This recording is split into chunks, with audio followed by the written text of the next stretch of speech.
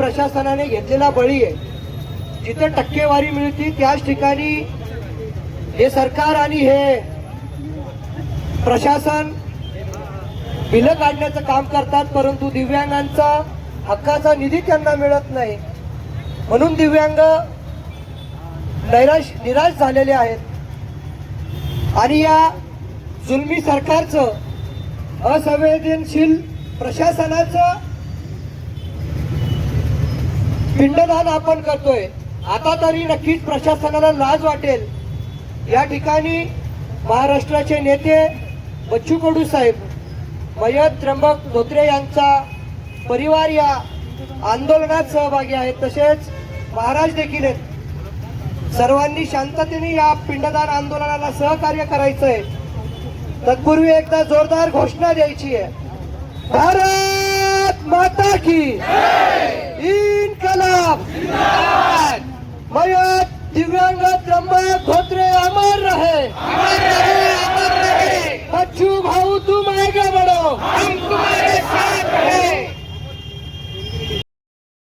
आणि सन्मानने आमचे दैवत बच्चू भाऊ यांच्याशी चर्चा करावी आणि धोत्रे यांना न्याय मिळवून द्यावा अशी आपल्याला विनंती करतोय.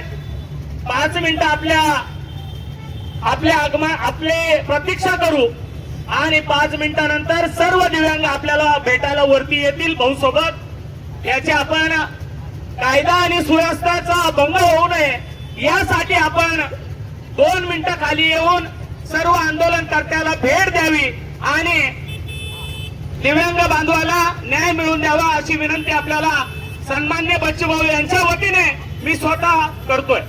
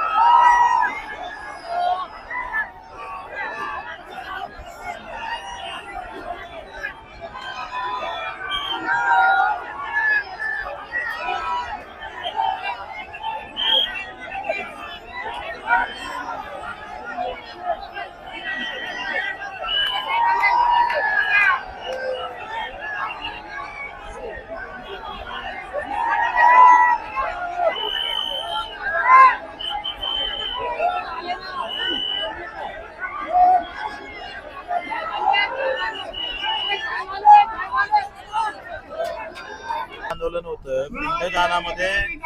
पिंडदान हे आत्मा मुक्ती करण्यासाठी ठेवण्यासाठी केलं जातं. दिव्यांगाची कर्जमुक्ती झाली पाहिजे, दिव्यांग बोज मुक्त झाला पाहिजे. आणि एकाकडे सरकारनं बटेंगे तो कटेंगे या नाऱ्यावर मतं घेतले. तर मला केंद्र आणि राज्यामध्ये दोनही सरकार बटेंगे तो कटेंगेच्या नाऱ्याची आहे. मग आता आमचा हिंदू दिव्यांग कटला, याचं काय? एक है तो सैफ है, का सैफ है? आप धर्म की बात ही कर रहे हो तो या धर्म वाला मर गया ना, इसके लिए क्या है? आणि त्याच्यासाठी हा इशारा म्हणून आंदोलन आहे. जर व्यवस्थित यावर जर निर्णय झाला नाही तर पुढचे 2 आंदोलनानंतर आम्ही मंत्रालय घेरावा आंदोलन करू. सर शिंदे साहेब जेव्हा मुख्यमंत्री होते इथे शब्द पाळला होता, त्याने तुम्हाला आश्वासन दिलं. आता मानधन तेवढंच ठेवलं ना. बाकी राज्यामध्ये 4-5 हजार रुपये मानधन आहे, या राज्यामध्ये 1500च आहे. कसं जगू शकल? फडणवीस सरकारकडून काय अपेक्षा आहे आपल्याला? हेच मानधन वाढवलं पाहिजे.